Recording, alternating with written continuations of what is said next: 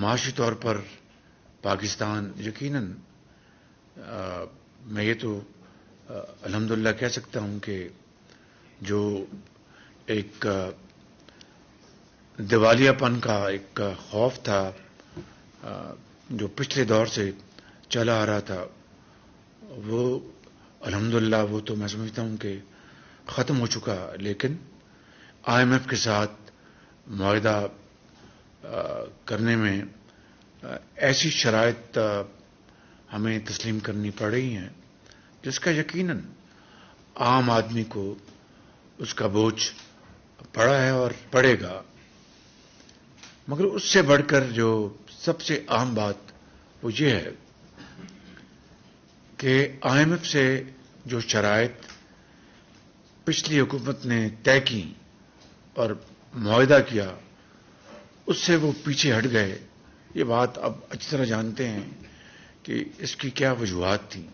وجہ صاف یہ تھی کہ پچھلے سال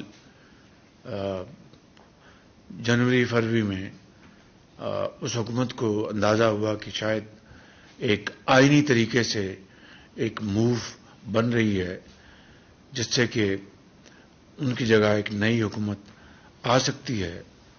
تو انہوں نے اس خوف کے پیش نظر آئی ایم ایف کے معاہدے کی دھجیاں اڑائیں. اور یہ ایک کسی کو پرائیویٹ معاہدہ نہیں تھا، یہ پاکستان کی اسٹیٹ کا آئی ایم ایف جو ایک انٹرنیشنل ادارہ ہے اس کے ساتھ یہ معاہدہ تھا. اور جو اس کا نقصان ہوا وہ ہم سب کے سامنے ہے. اور اب میں اگر یہ کہوں تو غلط نہیں ہے کہ ایسی شرائط وہی جو اس حکومت نے مانی تھی، ان شرائط کو آئی ایم ایف نے اس دفعہ کہا کہ جی وہ آپ اس کے اوپر منوان عمل کریں گے اور اس کو آپ باقاعدہ ہم اس کا جائزہ لیں گے. تو یقیناً یہ بات ہمیں ماننی پڑی ہے.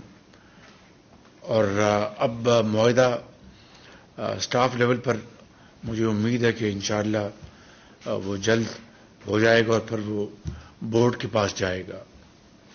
کہنے کا مقصد یہ ہے کہ اس حکومت بشمول ہماری حکومت کے جو کہ صرف 11 مہینے اس کی مدت ہے اور یہ کسی ایک پارٹی کی حکومت نہیں، یہ ایک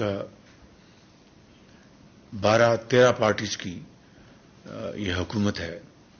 اور 84 ممبرز سے ممبر پارٹی سے لے کر ایک ممبر پارٹی بھی اس حکومت کا حصہ ہے. میں کسی تفصیل میں نہیں جانا چاہتا، لیکن ایک بات ضرور ہے کہ بہت سے دوستوں کو یہ ایک تاثر تھا کہ شہباز شریف یہ کولیشن نہیں چلا پائے گا.